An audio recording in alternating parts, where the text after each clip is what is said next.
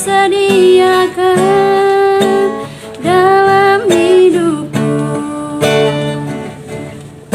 Tiada dapat aku mengubahnya,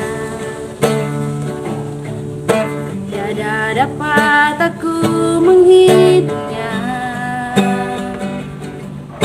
Kebesaran kasih-Mu ya Tuhan dalam hidupku.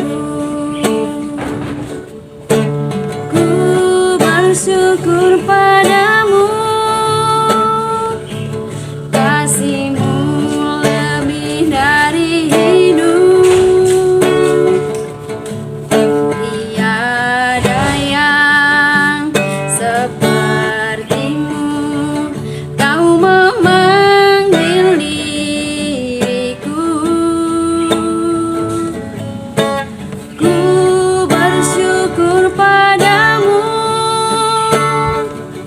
sebab Engkau yang mengasihiku. Kau jadikan hidup ini lebih indah dan lebih berharga. Bacaan dari Injil Lukas. Perumpamaan tentang anak yang hilang. Yesus berkata lagi, ada seorang mempunyai 2 anak laki-laki. Kata yang bungsu kepada ayahnya, "Bapa, berikanlah kepadaku bagian harta milik kita yang menjadi hakku." Lalu ayahnya membagi-bagikan harta kekayaan itu di antara mereka. Beberapa hari kemudian, anak bungsu itu menjual seluruh bagiannya itu, lalu pergi ke negeri yang jauh. Di sana ia memboroskan harta miliknya itu dengan hidup berfoya-foya. Setelah dihabiskannya semuanya, timbullah bencana kelaparan di dalam negeri itu, dan ia pun mulai melarat. Lalu ia pergi dan bekerja pada seorang majikan di negeri itu. Orang itu menyuruhnya ke ladang untuk menjaga babinya. Lalu ia ingin mengisi perutnya dengan ampas yang menjadi makanan babi itu, tetapi tidak seorang pun yang memberikannya kepadanya. Lalu ia menyadari keadaannya, katanya, "Betapa banyaknya orang upahan Bapakku yang berlimpah-limpah makanannya, tetapi aku di sini mati kelaparan. Aku akan bangkit dan pergi kepada Bapakku dan berkata kepadanya, Bapa, aku telah berdosa terhadap surga dan terhadap Bapa. Aku tidak lagi disebut anak Bapa. Jadikanlah aku sebagai salah seorang upahan Bapa." Maka bangkitlah ia dan pergi kepada bapaknya.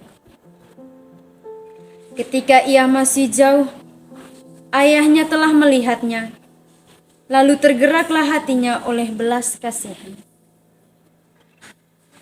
Ayahnya itu berlari mendapatkan dia, lalu merangkul dan mencium dia. Kata anak itu kepadanya, "Bapa, aku telah berdosa terhadap surga dan terhadap Bapa. Aku tidak layak lagi disebut anak Bapa." Tetapi ayah itu berkata kepada hamba-hambanya, Lekaslah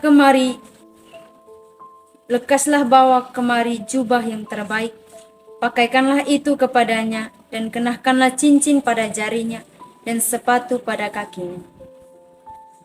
Dan ambillah anak lembu tambun itu, sembelihlah dia, dan marilah kita makan dan bersuka cita. Sebab anakku ini telah mati dan menjadi hidup kembali, ia telah hilang dan didapat kembali. Maka mulailah mereka bersukaria. Tetapi anaknya yang sulung berada di ladang, dan ketika ia pulang dan dekat ke rumah, ia mendengar bunyi seruling dan nyanyian tari-tarian. Lalu ia memanggil salah seorang hamba dan bertanya kepadanya, Apa arti semuanya itu? Jawab hamba itu, adikmu telah kembali dan ayahmu telah menyembelih anak lembu tambun karena ia mendapatnya kembali dengan sehat. Maka marahlah anak sulung itu dan ia tidak mau masuk.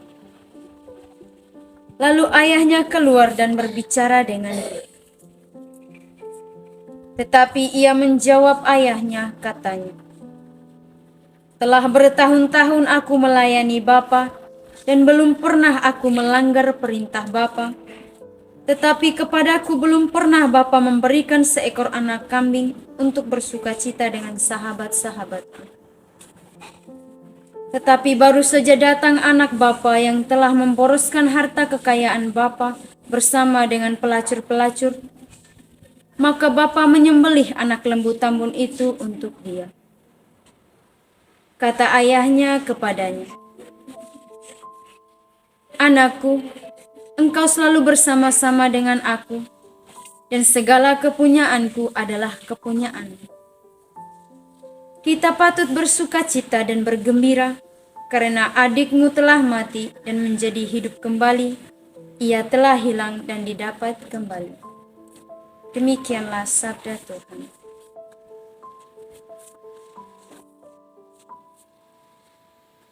Para saudara-saudari yang terkasih,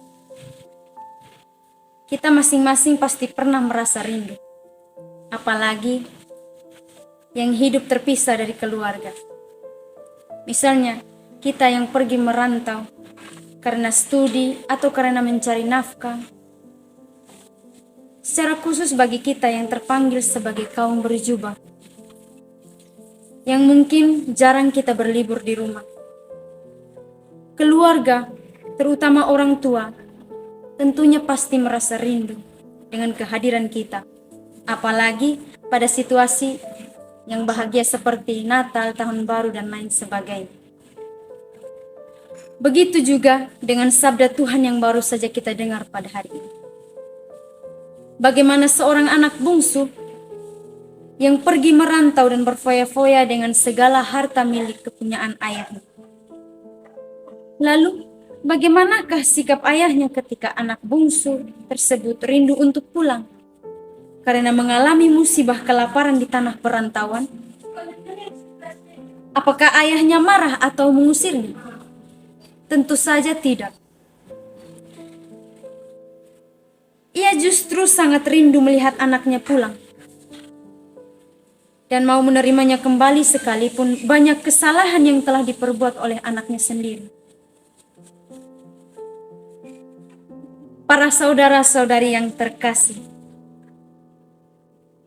terkadang dalam kehidupan kita sehari-hari, kita sering menjadi seperti anak bungsu yang pergi menjauhkan diri dengan Allah untuk menikmati kehidupan yang mewah, seperti mabuk-mabukan, perjudian, ke tempat penghiburan, dan lain sebagainya, yang membuat kecanduan sehingga kita lupa akan Dia yang sudah membuat kita, yang memberikan kita kehidupan.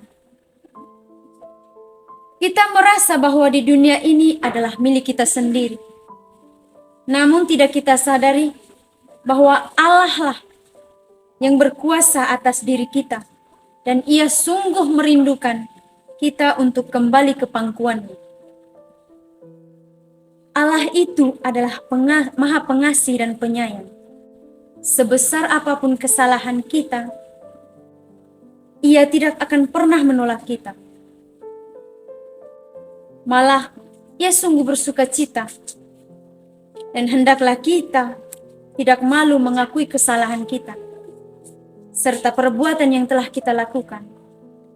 Tetapi, mari kita membuka diri untuk hidup sesuai dengan kehendak. Amin.